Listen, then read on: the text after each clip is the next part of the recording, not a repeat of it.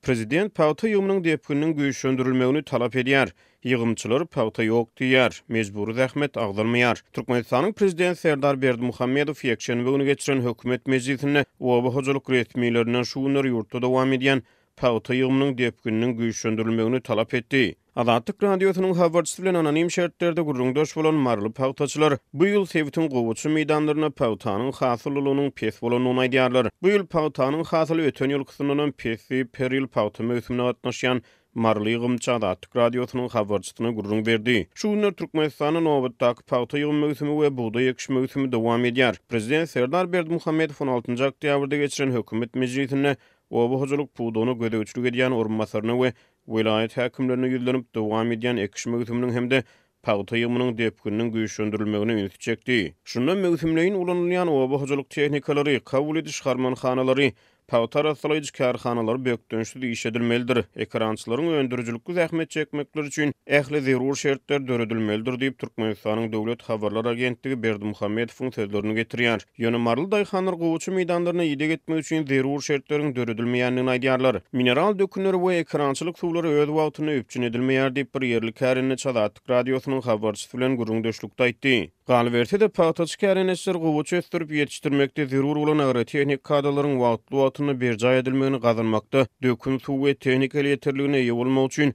o warçynlarynyň araçylygynyň möhüm rol oýnaýanyny aýdýarlar. Iki işlerini wagtyny geçirmek üçin mineral dökünleriniň hem de ekrançylyk suwlarynyň wagtly üpçün edilmegini gazanmak üçin o warçynlaryna pul tölemeli bolýar. Muňa bolsa köp sany daýhanlaryň gurby çatmaýar diýip marly o hojalyk işgärleri Adatyk radiosynyň habarçysy bilen gurrundaşlykda aýtdy. Türkmenistanyň Ministrler Kabinetiniň başlygynyň oba hojalyk meseleleri boýunça orunbasary Anna geldi Ýazymradow ýekşenbe güni geçiren hökümet mejlisiniň dowamyny prezidente beren hasabatyny ýurdun gowuçy meýdanlaryndan paýta ýygnap almak boýunça zerur çäreleriň durmuşa geçirilýändigini aýtdy.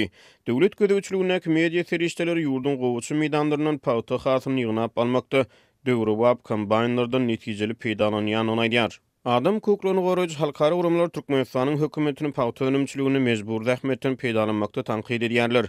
Adatyk radiosynyň habarçylary nowatdaky paýta möhümine ýurdun durly sebäplerini büdjet işgärleriniň paýta ýygymyna mejburi çekilýänliklerini ýa-da olardan ýygym üçin pul toplanýanyny, ýygnanan pullaryň hasabyna büdjet işgärleriniň ornuny hakyna tutma işçileriň ýygyma goýberilýänliklerini habar berip gelýärler. Adatyk radiosynyň habarçysy Mar vilayatyny ýygyma gatnaşan käbir hakyna tutma ýygymçylar bilen gurrundaş boldy. Olaryň köp sany gowuçy meýdanlaryna bu ýyl hasylyň pes bolanyny tasdikleýärler. Gowuçy meýdanlaryna paýta ýok, gozalar boş duýup hakyna tutma ýygymçy Adatyk radiosynyň habarçysy bilen gurrundaşlykda aýtdy.